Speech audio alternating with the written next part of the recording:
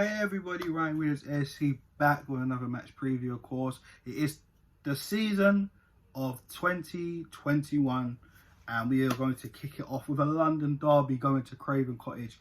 It's Fulham taking on Arsenal. If you're new to the channel, please make sure you like, share and subscribe. Of course, leave your comments at the comment section and let me know your thoughts on the team selection and of course this video.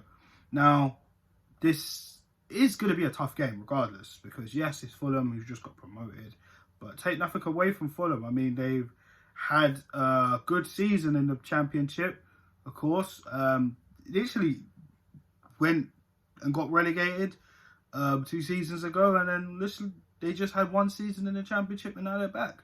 Do you know what I mean? So Scott Parker's done a really good job there at Fulham.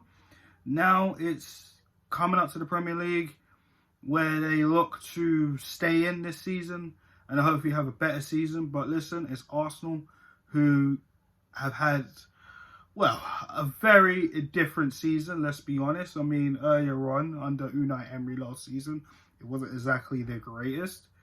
And then, of course, Emery got sacked, and then Lombard came in and pretty much steered the ship for a few games. And then Mikel Arteta come in December and pretty much tried to steady the ship, and in fact looks like he's trying to build something with this Arsenal squad.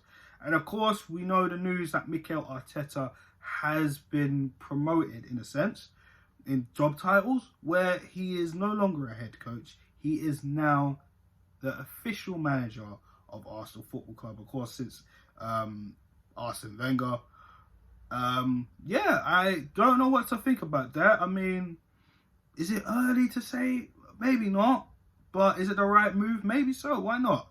At the end of the day, guys, we've seen what Mikel Arteta is doing with this team. He's got us energized. He's got us fighting. We've seen a lot more, what's the word, resilient as of late. But when it comes to transfers, we still need to get a few in, and we definitely need to get a lot out. It's as simple as that. But this Fulham game, we're going to see where we're at. Of course, we've had a few fixtures. We've had 2 behind closed doors again. We've had MK Dons, where we pretty much dominated that game. And again, a loss to Aston Villa, which is kind of ironic because just before we came back off a lockdown, we had 2 matches where we pretty much won and lost them.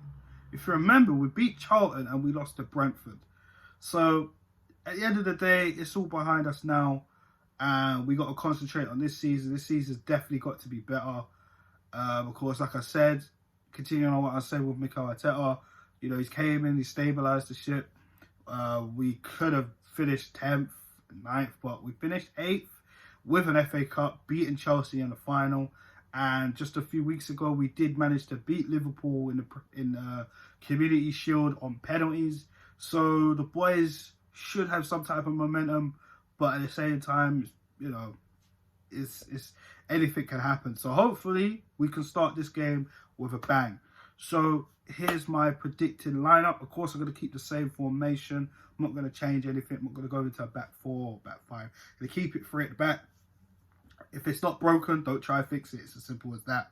So in goal, this is going to be a tough one because, of course, all the news and speculation about Emi Martinez, him apparently set to join Aston Villa, because apparently contract negotiations between Arsenal and Emi Martinez have broken down, and Aston Villa have come back with another bid, which might be accepted by Arsenal. So that remains to be seen. And of course, if he doesn't start in goal, then I guess that pretty much tells it all, you know. So as of now, in goal, I'm going to have to give it to Emi Martinez just in case the rumours aren't true. So we'll see. But Emi Martinez is in goal for me. We need to be keeping this guy. I mean, he is so essential going forward. Arsenal, I mean, he's been absolutely magnificent since he's come in and took over from Bert Leonard when he was injured. Of course, he's just won the FA Cup and the Community Shield. Why are we trying to get rid of him? Why? if there's anything with the wages, then we need to be talking. We need to be stepping up his wages. And listen, as far as I'm concerned, Leno needs a little bit more work. Martinez has definitely proved himself as being a competitor, being number one as an Arsenal keeper. I know a lot of people love Leno, and don't get me wrong, I like Leno too. But at the same time, Leno isn't as commanding as Emi Martinez. Emi Martinez will get at the defenders. Leno just isn't confident enough to do that. I've seen it so many times. I'm sure you guys have seen it, even the ones that prefer Leno over Martinez. Listen, it's all opinions. But me personally, I think Emi Martinez definitely needs to stay, because if we lose him, that's another one that's just, he was decent, he was good, and we just let him go. What's the point? But yeah, Emi Martinez in for me. The back three, of course, now there's been speculation and reports about David Luiz on his fitness. Apparently he had a neck injury a little bit, nothing severe, but he had a little neck injury, so I'm not sure if he's going to be fit for this one. So, but I'm going to put him in anyways, just in case he does make the team. So David Luiz definitely needs to have a better season, because last season, oh boy, especially in the beginning, oh man, it wasn't great. It wasn't great. At times he performed, and then at times he just wrecked it up. He made a lot of mistakes. Liverpool, Man City, you name it. There's been a few, even the last game of the season when he bloody got what for the bloody penalty. I ain't forgot about that. But at the end of the day, the FA Cup final against Chelsea, he was absolutely immense. And, you know, let's be honest, he ain't even had that much training for the Community Shield game against Liverpool, and he played great too. They took a very well taken penalty as well. So for me, if he's fit, he's definitely got to be in there. It's David Luiz. Alongside David Luiz, or in between, well, David Luiz for me will probably be in the middle. William Saliba, definitely on one side, because I feel like it's time to see what Saliba's made of. This is probably the perfect opportunity to play him, see what he's made of. Of course, we saw a bit of that against MK Dons. I know a few of us were kind of wanting to see William Saliba against Liverpool in the Community Shield. But if you look at, you know, the way MK Dons was, that match compared to Liverpool and the dates it was, I mean, he might not have been fit enough to play the full 90, so you kind of understand it. So for me, William Saliba definitely starts. And on the left side, it's going to have to be Kieran Tierney. I think Kieran Tierney, for me, is definitely signing of the season last season. Absolutely fantastic. Then he came back from injury. It was perfection. He was perfection. Tierney is literally my favourite player right now. I love Kieran Tierney. Absolutely fantastic. So he's definitely on that left side of the pitch. Now, the wing-backs for me, it's definitely going to have to be Hector Bellerin and Ainsley Maitland-Niles. I think those two are important. Of course, we know the links with Ainsley Maitland-Niles to Wolves. That seems to have gone quiet. And Arsenal apparently are looking to extend his contract. Hector Bellerin, on the other hand, there's been a lot of links with him to, you know, Juventus, PSG. But now PSG have gone for another right-back in Florenzi from Valencia. Bayern Munich apparently are all interested in Bellerin, so that remains to be seen. But those two, definitely the wing backs. The midfielders, I'm going to have Dani Ceballos and Granit Xhaka. That partnership worked out very well for us in the second half of the Premier League once we come back from lockdown. So that makes sense to me. Just in front of them, I would actually give Emil Smith-Rowe a little run. I don't see why not. He's had a great season in the Championship with Huddersfield, and I want to see this guy play, man. He's a very talented young player, so why not? Give him a little run out as well. And the forward line, I mean, why not? So for me, I want to see, it might be a little bit too soon to see these guys, but I don't see why not. The forward line for me is Nicolas Pepe, Pierre-Emerick Aubameyang in the middle, of course the captain, and on the left, I'm going to give it to Bukayo Saka, who, again, he's had a tremendous breakthrough season at Arsenal. I mean, come on, man. He was definitely very close to being player of the season last season, next to Aubameyang and at times Leno as well. Let's be real.